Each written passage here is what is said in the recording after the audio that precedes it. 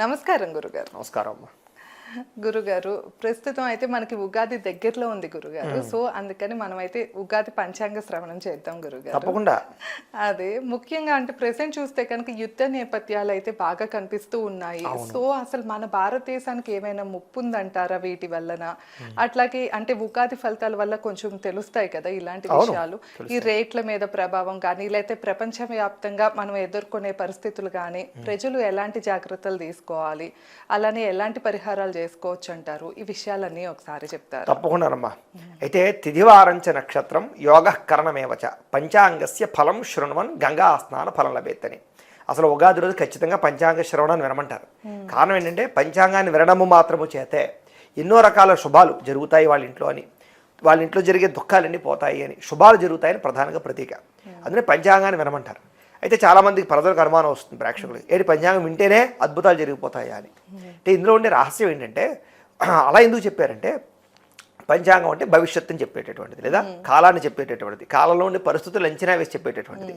భవిష్యత్తులో ఈ ఈ ప్రమాదాలు ఉండబోతున్నాయి అంటే జాగ్రత్త తీసుకుంటాం కదా. ఈ పంటలు బాగా పండుతాయి అంటే వాటిని పండిస్తాం కదా. ఈ రకమైన నిర్ణయాలు తీసుకుంటే బాగుంటుంది అంటే అవి చేసుకుంటాం కదా. దానివల్ల ఏమవుతుంది, ఇంట్లో శుభం జరుగుతుంది కదా. దీంట్లో పరమార్థం అన్నమాట. అందుకని పంచాంగాన్ని వినడం వల్ల పుణ్యం వస్తుందయ్యా అని చెప్పి మనకి శుభాలు జరుగుతాయని చెప్పేసి చెప్పారు. అంచేత భవిష్యత్తును తెలుసుకోవడమే పంచాంగం అంటేను. రాబోయే రోజులు ఈ సంవత్సరం అంతా ఎలా ఉండబోతోంది. అయితే పంచాంగాన్ని దేన్ని ఆధారం చేసుకుని చెప్తాం? గోచారాన్ని, అంటే బయట తిరిగేటటువంటి గ్రహాలన్నీ ఏ రకంగా ఉన్నాయి, వాటి ఫలితం వల్ల దేశంలో ఎటువంటి సుభిక్ష ఉంటుందా, దుర్భిక్ష ఉంటుందా, కరువు కాటకాలు ఉంటాయా, ప్రమాదాలు ఉంటాయా అనేది తెలుసుకోవచ్చు అనమాట. అది ఇందులో ఉండే లాజిక్. అయితే అసలు పంచాంగాన్ని దేని ఆధారంగా చెప్తాం మనం అంటే భవిష్యత్తుని ఇప్పుడు ఏ దారి అంటే నవనాయకులు అని ఉంటారు. నవనాయకులను ఉద్దేశించి పంచాంగాలు చెబుతూ ఉంటారు అన్నమాట మనం. అందుచేత ఆ నవనాయకులు ఎవరెవరు, నవనాయకుల్లో ఉద్దేశించి మనం చెప్పేటటువంటి పంచాంగ శ్రవణంలో రాజు ఎవరు, మంత్రి ఎవరు, సేనాధిపతి ఎవరు, సస్యాధిపతి ఎవరు, అర్ఘ్యాధిపతి ఎవరు, నీరసాధిపతి ఎవరు, ఇలాగ ఒక్కొక్క దానికి ఒక్కొక్క అధిపతులు ఉంటారు. ఆ అధిపతులు ఎవరి చేతిలో ఉండడం వల్ల మన ప్రపంచం ఎలా ఉండబోతుంది అనేది ఈజీగా తెలుసుకోవచ్చు అనమాట. సో అది ప్రధానమైన విషయం. అయితే ఈ సంవత్సరం ముఖ్యంగా రాజు ఎవరు అవుతున్నారంటే కనుక గురుడు అవుతున్నాడు. చేత గురుడు రాజు అవ్వడం వల్ల ఏంటి అంటే గురుడు దేనికి కారకుడు? జ్ఞానానికి, మోక్షానికి, భక్తికి, ఆధ్యాత్మిక చింతనకి, ధర్మానికి, వీటన్నిటికీ కూడా కారకుడు. అంచేత గురుడు ముఖ్యంగా రాజు అవ్వడం వలాన్ని, అంటే పరిపాలన చేసేవాడు మంచివాడు అవడం వలాన్ని పరిపాలకులందరూ ధర్మంగా ఉంటారు. రెండోది భయపడతారు తేరికి, కేసులకి, లేకపోతే ఏదో రకంగా మనల్ని ఇరికిస్తారేమో, చాలా జాగ్రత్తగా ఉండాలి అని ప్రజలు ముఖ్యంగా నాయకులందరూ కూడా భయపడుతూ పరిపాలన చేస్తారు. ఒళ్ళు దగ్గర పట్టుకు పరిపాలన చేస్తారు, ధర్మబద్ధంగా పరిపాలన చేస్తారు, జాగ్రత్తగా ఉంటారు. ఈరోజు రాజ్యాన్ని బాగా రక్షిస్తారు, సుభిక్షంగా ఉంచడానికి ప్రయత్నం చేస్తారు, పెద్ద పెద్ద నిర్ణయాలు తీసుకుంటారు. ఈ సంవత్సరం రాజులు కూడా ఆధ్యాత్మిక చింతన పెరుగుతుంది.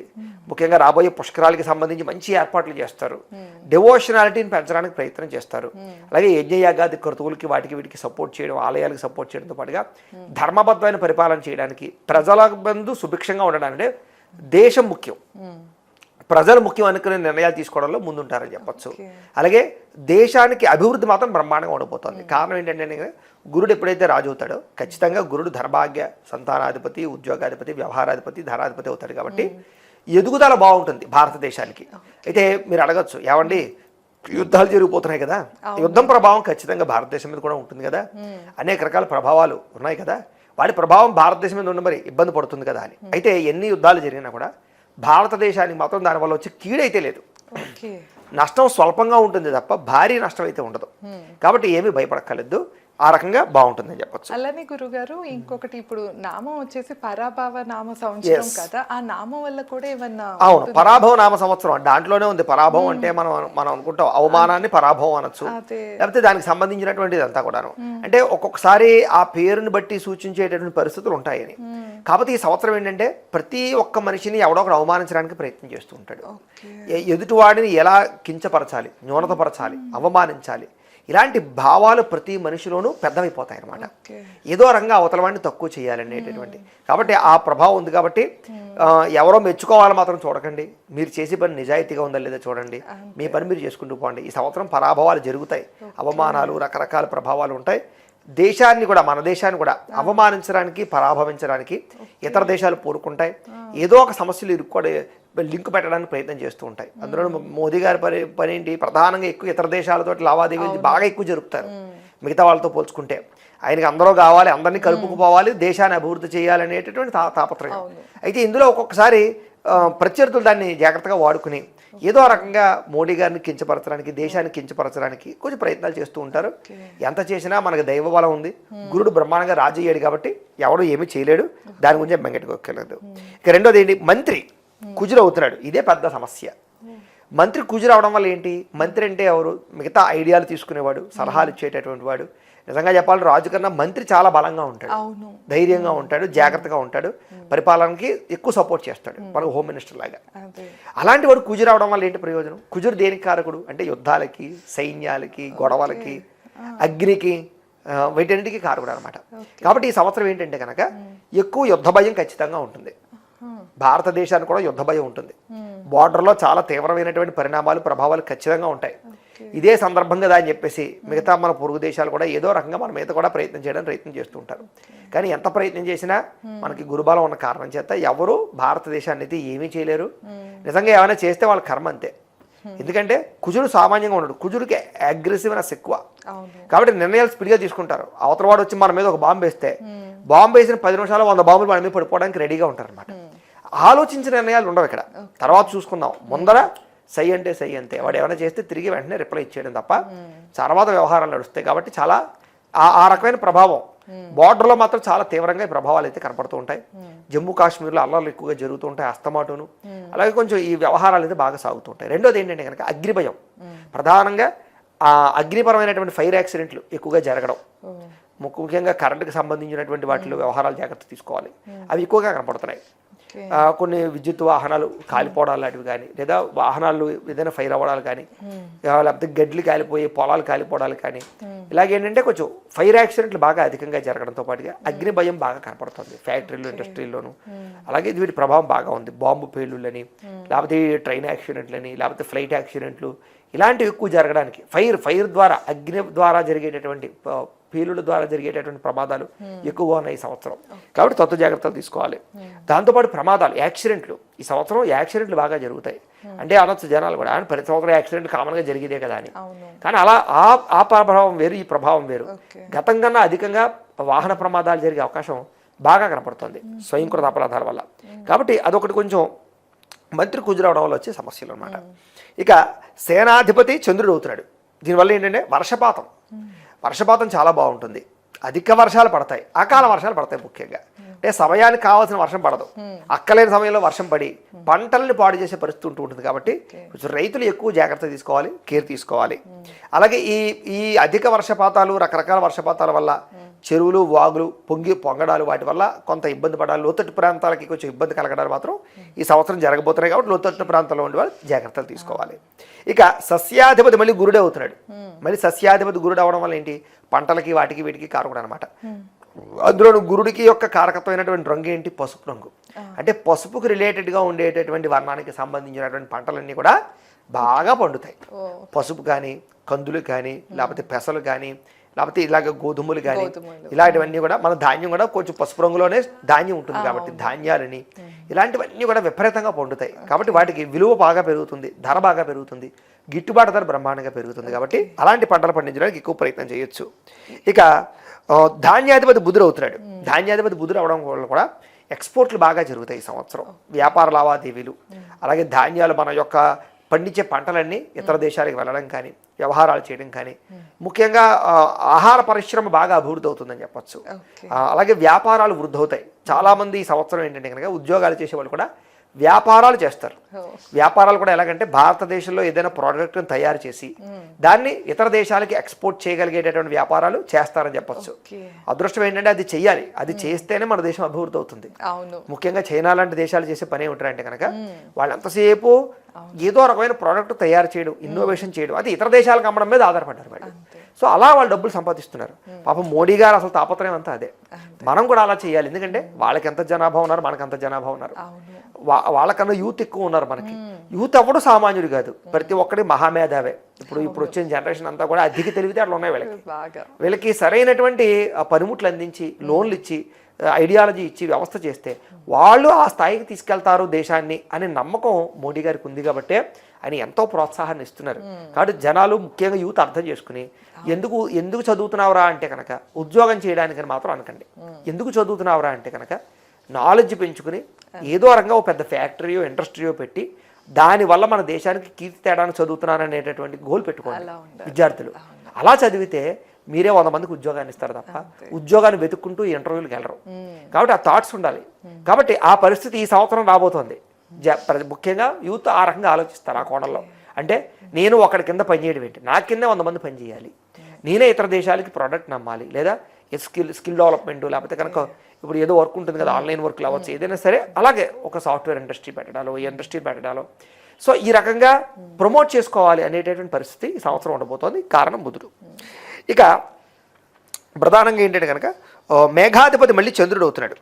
మేఘాధిపతి చంద్రుడు అవడం వల్ల ఏంటంటే కనుక ఆవులు గోపాలకుడేమో కృష్ణుడు అవుతాడు, గోవులు విడిచిపెట్టేటటువంటి వాడేమో ఇది అవుతున్నాడు. అంచేత ఏంటంటే కనుక బలరాముడు అవుతున్నాడు. దీనివల్ల ఏంటి విపరీతమైన పాల ఉత్పత్తులకు డిమాండ్ పెరుగుతుంది, పాల రేట్లు పెరిగిపోతాయి, పెరుగు రేటు పెరుగుతుంది, వెన్న నెయ్యి దీనికి సంబంధించి రిలేటెడ్గా ఉండే అన్ని రేట్లు పెరిగిపోతాయి. ముఖ్యంగా ఏంటంటే పన్నీర్కి సంబంధించినటువంటి దానికి రేటు పెరుగుతుంది, పన్నీరు వాడకం విపరీతంగా పెరుగుతుంది, పాల ఉత్పత్తుల వాడకాలు బాగా పెరుగుతాయి. కాబట్టి ఎవరైనా సరే కొత్తగా డైరీ ఫారంలు కానీ ఇలాంటి ఉత్పత్తులకు సంబంధించిన వ్యాపారాలు కానీ బ్రహ్మాండంగా చేయొచ్చు, దాంట్లో బాగా లాభాలు వస్తాయి. కొంచెం ఇబ్బందికరమైన వాతావరణం ఏంటంటే కనుక పశువులకి రేట్లు పెరుగుతాయి, గేదెలకి ఆవులకి ఇప్పుడున్న రేట్ల కన్నా బాగా ఎక్కువ రేట్లు పెరుగుతాయి. అలాగే వ్యాధులు ఎక్కువగా వస్తాయి వీటికి. కాబట్టి ఇన్సూరెన్సులు ఖచ్చితంగా చేయించుకోండి. ఆవులకు కానీ గేదెలకు కానీ ఇన్సూరెన్సులు చేస్తారు ఏదైనా, ఎందుకంటే ₹1,00,000 పైన ఉన్నాయి ఒక్కొక్క గేదె. ఆవులు చూసుకుంటే 80,000 ₹1,00,000 అలా ఉంటుంది ఈ రోజుల్లో, మంచిదైతే కనుక. అంత ఖరీదు పెట్టుకున్న తర్వాత ఇప్పుడు వచ్చే వ్యాధులకి అవి చనిపోతే వాళ్ళు దాని మీద ఆధారపడి బతికే వాళ్ళు ఉన్నారు. కాబట్టి ఆ ఇన్సూరెన్స్ చేసుకోవడం వల్ల వీళ్ళకి ఏంటంటే ఏదైనా దానికి ఏదైనా ఇబ్బంది జరిగినా మళ్ళీ మనం కొత్తది కొనుక్కోవడానికి ఆ ఇన్సూరెన్స్ వస్తుంది. కాబట్టి అది చేసుకోండి, మీకు చాలా బాగుంటుంది ఈ సంవత్సరం, ఆ వ్యాపారం బాగుంటుంది. ఇక రసాధిపతి శని అవుతున్నాడు. దీనివల్ల ఏంటంటే రసములు అంటే వీటికి సంబంధించిన ఉత్పత్తులన్నీ కూడా నూనె, తేనె, బెల్లాలు, వీటికి సంబంధించి చెరుకు రసాలు, ఇలాగేంటంటే ఆయిల్స్, ఇవన్నిటికీ విపరీతమైన డిమాండ్ వస్తుందని చెప్పచ్చు. అద్భుతమైన డిమాండ్, ఆయిల్స్కి రేట్లు పెరుగుతాయి. కాబట్టి విపరీతంగా ఎవరైనా సరే నూనెకి సంబంధించినటువంటి పంటలు బాగా పండించవచ్చు ఈ సంవత్సరం. ముఖ్యంగా వేరుశనగ, పామాయిలు, లేకపోతే కనుక ఈ పొద్దుతిరుగుడు పువ్వులు, ఇవన్నీ వాటికి విపరీతమైన డిమాండ్ పెరుగుతుంది. కాబట్టి అలాంటి పంటలు పండించడానికి ఎక్కువ ప్రయత్నం చేయండి. ఈ సంవత్సరం అన్నిటికన్నా పెద్ద బిజినెస్ ఏం జరగబోతోంది అన్నట్లయితే కనుక చెక్కగానుగ నూనెల బిజినెస్ పెట్టే వాళ్ళకి విపరీతమైన రాజయోగం పట్టబోతోంది. కారణం ఏంటంటే అందరికీ తెలిసిపోతుంది, నాలెడ్జ్ వచ్చేస్తుంది. కారణం ఏంటంటే మామూలుగా మనం కేజీ వేరుశనగ కూడా కొనుక్కుంటే ₹150 ఉన్నాయి, అది 2 కేజీలో 3 కేజీలు ఆడిస్తే కానీ కేజీ రావటం లేదు. అలాంటిది మనకు ₹90, ₹100 కేజీ నూనె ఎలా ఇస్తున్నాడు, ఇందులో అన్ని రసాయనాలు కలుపుతున్నాడు అనే విషయం అందరికీ తెలిసిపోయింది. ఇప్పుడు రసాయనాలు వాడితే క్యాన్సర్లు వస్తున్నాయి. కాబట్టి క్యాన్సర్ తెచ్చుకోవడం కన్నా చెక్కగానుగ నూనె వాడడం మంచిదని నాలెడ్జ్ అందరికీ బయటకు వచ్చేసింది. కాబట్టి ఇప్పుడు చాలా మంది దీని మీద పడతారు. ఆరోగ్యం కన్నా ముఖ్యం ఏది కాదు కదా, అంచేత అందరూ కూడా చెక్కగానుగ నూనె వాడడానికి సామాన్యుడు పేదవాడు కూడా ప్రయత్నం చేస్తున్నాడు. మీకు ఒక విషయం తెలుసా, మళ్ళాంటి వాళ్ళం ఏం కదన్నా మామూలు బియ్యం తింటాం, కానీ మీరు నిజంగా పేదవారు లేకపోతే లేని వాళ్ళు సన్న బియ్యం, గిద్ద మసూరి బియ్యం తింటారు. వాళ్ళు నిజంగా హెల్త్ కేర్ వాళ్ళే ఎక్కువ తీసుకుంటారు. అంచేత ఏంటంటే వాళ్ళు కూడా ఈ యొక్క చెక్కగానుగ నూనె వాడడానికి ప్రయత్నం చేస్తారు. కాబట్టి ఖచ్చితంగా నూనెలు కొత్తగా ఎవరైనా ఈ షాపులు పెట్టే వాళ్ళకి డిమాండ్ పెరిగిపోతుంది. మీరు ఖచ్చితంగా చేయొచ్చు. ఆర్గానిక్ పరమైనటువంటి నూనెలు అమ్మడానికి ప్రయత్నం చేయండి, బాగా లాభం వస్తుంది. అలాగే ఈ సంవత్సరం ముఖ్యంగా ఏంటంటే కనుక రసాధిపతి శని అవ్వడం వల్ల ఏంటంటే ముఖ్యంగా నువ్వులకి సంబంధించినటువంటి రేట్లు బాగా పెరుగుతాయి. చాలామంది నువ్వులు ఉండలు తినడానికి లేకపోతే డ్రై ఫ్రూట్స్ తినడానికి ఖచ్చితంగా ఎక్కువ ప్రాధాన్యతనిస్తారు. కాబట్టి ఖచ్చితంగా డ్రై ఫ్రూట్ షాపులు బాగా డెవలప్ అవుతాయి, దానికి సంబంధించి రిలేటెడ్ బిజినెస్లు అన్నీ బాగా డెవలప్ అవుతాయి. అలాగే ఈ సంవత్సరం పెట్టుకోవాల్సినటువంటి అద్భుతమైన బిజినెస్లు చెప్తాను నేను ఎవరికైనా సరే యూత్కి. ఆరోగ్యం మీద అందరూ పడిపోతారు. ఈ సంవత్సరం విపరీతమైన ఆరోగ్య కేర్ బాగా పెరిగిపోతుంది. అందరికీ హెల్తీగా ఉండాలి అని ఏదో పెద్ద వాళ్ళని ఉదాహరణగా తీసుకుని సినిమా వాళ్ళని వెళ్ళి పెద్ద వాళ్ళని ఆదర్శంగా తీసుకుని మనం డైట్లో మార్పులు తీసుకురావాలి అన్న ఒక అద్భుతమైన రెవల్యూషన్ పెరగబోతోంది. కాబట్టి ఈ సమయంలో మీరందరూ దాన్ని ఎలా కేస్ చేసుకోవాలంటే అలాంటి ఫుడ్ అంటే ప్రస్తుతం ఏంటంటే కార్బోహైడ్రేట్లు తినడానికి ఇష్టపడట్లేదు జనాలు. ప్రోటీన్ ఫుడ్, ఫైబర్ ఫుడ్, ఫ్యాట్ని, సమతుల్య ఆహారాన్ని తీసుకోవడానికి ఇష్టపడుతున్నారు. అలాంటిది ఇంట్లో తయారు చేసుకోవడానికి చాలా ఇబ్బంది పడతారు వీళ్ళు డైలీ. కాబట్టి మీరు ఎవరైనా సరే అలాంటి సమతుల్యమైనటువంటి ఆహారాన్ని తయారు చేసి దాన్ని ఒక క్యారేజ్గా ఇవ్వడమో, లేకపోతే ఆఫీసులకు ఇవ్వడమో, ఒక చోట ప్రోడక్ట్ పెట్టడమో, దాన్ని టేస్టీగా తయారు చేయడమో. ఎందుకంటే ఉప్పు కారాలు, ఉప్పు నూనె లేకుండా వంటలో తయారు చేసేటటువంటి అద్భుతమైనటువంటి విధానం టేస్టీగా చాలా వచ్చేసాయి. అంటే కొన్ని వందల రకాలు. అవి నేర్చుకుని, అవి టేస్టీగా ఉండడం నేర్చుకుని అవి అమ్మితే వాళ్ళకి తినడానికి ఎంత ఇష్టపడతారు, ఆరోగ్యం వెంటనే వాళ్ళకి మార్పు వస్తుంది. కాబట్టి ఇంకో ఆహారంలోకి వెళ్ళలేరు.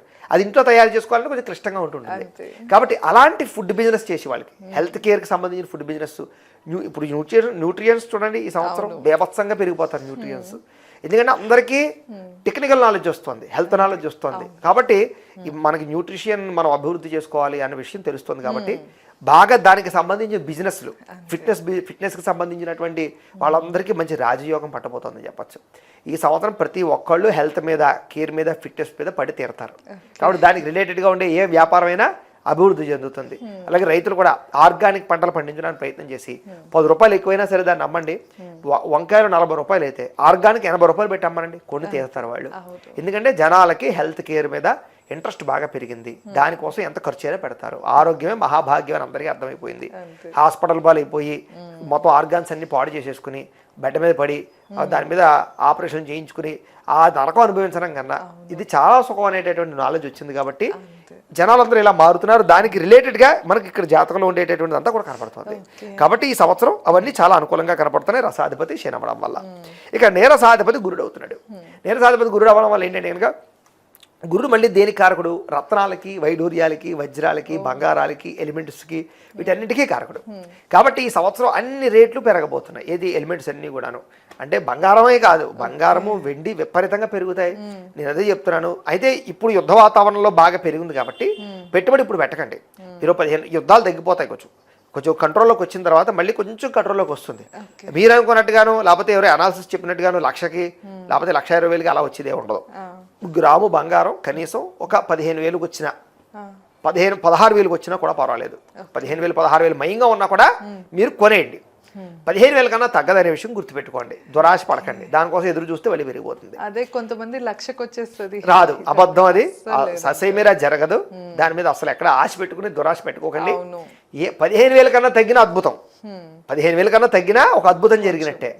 కానీ అలా పరిస్థితి కనబట్టలేదు. గోచారం చూసుకున్నట్లయితే 15,000, 16,000 లోపు కూడా మీరు ఎంత బంగారం మీదైనా పెట్టుబడి పెట్టండి. కానీ 1 సంవత్సరం, 2 సంవత్సరాలు ఎదురు చూసి అమ్మండి. మీకు అద్భుతంగా ఎందులోనూ రానంత ఆదాయం బంగారంలో వచ్చి తీరుతుంది. కాబట్టి ప్రస్తుతం యుద్ధ వాతావరణంలో హై పిచ్లో ఉంది కాబట్టి కొంచెం తగ్గుతుంది, కంగారు పడకండి. భారీగా తగ్గదు, కొంచెం తగ్గిన మాత్రం పెట్టుబడి పెట్టుకోండి. చక్కగా మీకు విపరీతమైన లాభం వస్తుంది. వెండి మీద పెట్టుకోవచ్చు, అలాగే మామూలుగా కాపర్ మీద పెట్టుకోవచ్చు, అల్యూమినియం మీద పెట్టుకోవచ్చు. అన్నిటికన్నా ఐరన్, ఈ సంవత్సరం ఐరన్కి రేట్లు పెరగబోతున్నాయి.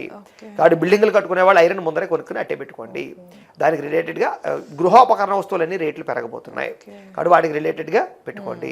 ఈ సంవత్సరం ఏంటంటే కనుక కొంచెం ఇన్ఫ్లేషన్ ఎక్కువ అవుతుంది కాబట్టి అన్నిటి ధరలు పెరుగుతాయి. ముఖ్యంగా నేను ఇందాక చెప్పాను చూసారా, లిక్విడ్స్కి సంబంధించినటువంటి నూనెలకు సంబంధించి దాంట్లోనే మనకి ఆయిల్స్ అన్నీ వస్తాయి, పెట్రోలియం ఆయిల్స్ అన్నీ కూడాను. ఈ యుద్ధాల వల్ల అవ్వచ్చు, రకరకాల కారణాలు అవ్వచ్చు, పెట్రోల్ రేట్లు టపటపా పెరిగిపోతాయి, ఇంజిన్ ఆయిల్స్ రేట్లు పెరిగిపోతాయి. కాబట్టి ఆయిల్స్ రేట్లు పెరుగుతున్నాయి కాబట్టి తత్వ జాగ్రత్తలు తీసుకోండి. నా ఉద్దేశం ఏంటంటే కనుక అందరూ విద్యుత్ వాహనాలు కొనుక్కోవడానికి ప్రయత్నం చేయండి. ఎందుకంటే భవిష్యత్ అంతా దాని మీదే ఆధారపడి ఉంది. రెండోది ఏంటంటే కనుక ఈ సంవత్సరం ముఖ్యంగా ప్రధానంగా ఏంటంటే కనుక మనకి ఎవరు మంత్రి ఈ కుజురు అవడం వల్ల ఇంకొక ప్రత్యేకమైన విశేషం ఏంటంటే కరెంటుకి సంబంధించినటువంటి ఉత్పత్తులు, కరెంటు తయారీకి సంబంధించినటువంటి ఫ్యాక్టరీలు. రెండోది ఏంటంటే కనుక ప్రధానంగా సోలార్ సంబంధించినటువంటి వ్యవస్థ విపరీతంగా డెవలప్ అవుతుంది ఈ సంవత్సరం. అంటే నా ఉద్దేశం ఏంటంటే కనుక చిన్న ఐడియా ఇస్తాను నేను. మీకు బాగా భూములు ఉన్నాయి, ఆ భూముల్లో పెద్దగా పంటలు పండటం లేదు, సరైన నీరు ఉత్పత్తి వ్యవహారం లేదు సరిగ్గా, కానీ విపరీతంగా ఎండ ఉంటుంది అక్కడ. అలాంటి వాళ్ళందరూ కూడా మీరు సోలార్ ప్లాంట్ని పెట్టేయండి. 1 ఎకరం 2 ఎకరాలు తీసుకుని మీకు పంటలు పండిస్తే వచ్చే లాభం కన్నా 2-3 రెట్లు దానివల్ల వచ్చే ఆదాయం వస్తుంది. అది మీరు గవర్నమెంట్కి అమ్ముతారు, యూనిట్ 3 రూపాయలకి 4 రూపాయలకి. కాబట్టి ఎవరికైనా పెద్ద పెద్ద ల్యాండ్స్ ఉండి అందులో పంటలు సరిగ్గా పండించలేకపోతున్నాం, నీరు సరిగ్గా లేదు అనుకునే వాళ్ళందరూ కూడా ఇలాంటి సోలార్ విద్యుత్ ప్లాంట్లు పెట్టండి. దానికి ప్రస్తుతం బేభత్సమైన సబ్సిడీలు వస్తున్నాయి, భవిష్యత్తులో ఉండకపోవచ్చు. ఇప్పుడు అంతా ఫ్యూచర్ అంతా కరెంట్ అవసరం చాలా పెరిగిపోతుంది, ఎందుకంటే విద్యుత్ వాహనాలు పెరిగిపోతాయి. ఇప్పుడు ఎందుకంటే మనం ఆయిల్స్ని ఇంపోర్ట్ చేసుకోవడానికి ఇష్టపడం రాను రాను, ఎందుకంటే ఇతర దేశాల మీద ఆధారపడాలి, దాని నిల్వలు కూడా తగ్గిపోతాయి. 10 ఏళ్ల తర్వాత ఇది ఉండదు, ఈ వ్యవస్థే ఉండదు అసలు. మ్యాక్సిమం 50% కన్నా ఎక్కువ వాహనాలు విద్యుత్తులో కన్వర్ట్ అయిపోయి తీరతాయి. ఎందుకంటే ఈ పొల్యూషన్ కారణాలు అవ్వచ్చు, ఇతర దేశాల మీద ఆధారపడకూడదనే ఐడియాలజీ కావచ్చు, అన్ని విద్యుత్ వాహనాలు చేసి పడేస్తారు ప్రభుత్వాలన్నీ కూడా. ఎందుకు బస్సులు కూడా అలా వచ్చేసి లారీలు కూడా వచ్చేస్తాయి. ఎంత విద్యుత్ అవసరం దానికి? సో విద్యుత్కు డిమాండ్ విపరీతంగా పెరుగుతుంది. అలా సామాన్యులు కూడా ఏసీ వాడుతుంది ఈ రోజులో, ఎంత కాలుతుంది. ఇలా చూసుకున్నట్లయితే విద్యుత్తుకు బీభత్సమైన డిమాండ్ రాబోతుంది. కాబట్టి సోలార్ ప్లాంట్లు ప్రతి ఒక్కళ్ళు పెట్టుకోవచ్చు, ఇళ్ల మీద కూడా సోలార్ ప్లాంట్లు పెట్టుకోండి. ప్రస్తుతం సబ్సిడీలు ఉన్నాయి, రాను రాను సబ్సిడీలు ఉండవు, అన్నీ మారిపోతాయి. ఈ ఉత్పత్తులు, ఈ వ్యవహారాలు ఈ సంవత్సరం విపరీతమైనటువంటి రాజయోగం పట్టబోతోంది. అలాగే ఎవరైనా కొత్తగా షాపులు పెట్టుకోవాలనుకునేవారు మీరు ఏం చేస్తారంటే కనుక చైనా లాంటి దేశాలకు వెళ్ళండి. వెళ్ళి అక్కడ ఉండేటటువంటి కొన్ని రకాల, ఈ మధ్యకాలంలో చాలామంది తీసుకెళ్తున్నారు, అక్కడ కొన్ని పెద్ద పెద్ద బిజినెస్లో చేసే వాళ్ళందరూ కలిపి స్టాల్స్ పెట్టి వాళ్ళ ప్రోడక్ట్లు అన్నీ కూడా మెషినరీస్ అన్నీ కూడా అమ్ముతున్నారు. మీరు ఏం చేస్తారంటే అలాంటి చోట నుంచి మెషినరీలు పట్టుకొచ్చి ఇండియాకి పట్టుకొచ్చి అమ్మడాలు, ఆ టెక్నాలజీ ఇక్కడికి తీసుకురావడాలు, ఇలాంటి వాటి మీద ఇంట్రెస్ట్ పెట్టినట్లయితే ఈ సంవత్సరం బేభత్సంగా డబ్బులు వస్తాయి, మీకు అనుమానం ఏం లేదు. ఇవన్నీ ఒక ఐడియాస్ అనమాట. ఇలాంటివన్నీ చాలా అద్భుతంగా సక్సెస్ అవుతాయి ఈ సంవత్సరం యూత్కి. నువ్వు చదువుకున్న వాళ్ళు ముఖ్యంగా దీని మీద దృష్టి పెట్టండి. ఎంతసేపు ఏదో ఒకరికి ఉద్యోగం ఫాలోకింగ్గా ఉద్యోగం చేయడం కన్నా ఇన్నోవేటెడ్గా ఆలోచించండి, రిస్క్ చేయండి, ఏం పర్వాలేదు, ఏమైపోదు రిస్క్ చేస్తే. అయితే సక్సెస్ అవుతా, లేకపోతే అనుభవం వస్తుంది, అది 10 మంది చెప్పడానికి ఉపయోగపడుతుంది. కాబట్టి అనుభవజ్ఞానం ఎప్పుడు మంచిదే. కాబట్టి ఇలాగ కొన్ని దేశాల్లో ఉండే సందర్శించే దేశాలని అక్కడ ఉండే పరిస్థితులను అర్థం చేసుకుని ఇది మన దేశానికి ఎలా ఇంప్లిమెంట్ చేయాలి అన్న ఆ కోణంలో ఆలోచించుకుని మీరు ప్రయత్నం చేసుకున్నట్లయితే అద్భుతమైనటువంటి పరిస్థితులు ఈ సంవత్సరం రాబోతున్నాయి. అయితే భారతదేశం ఎదుగుతోంది, ఖచ్చితంగా మిగతా దేశాలన్నీ గుర్తిస్తాయి.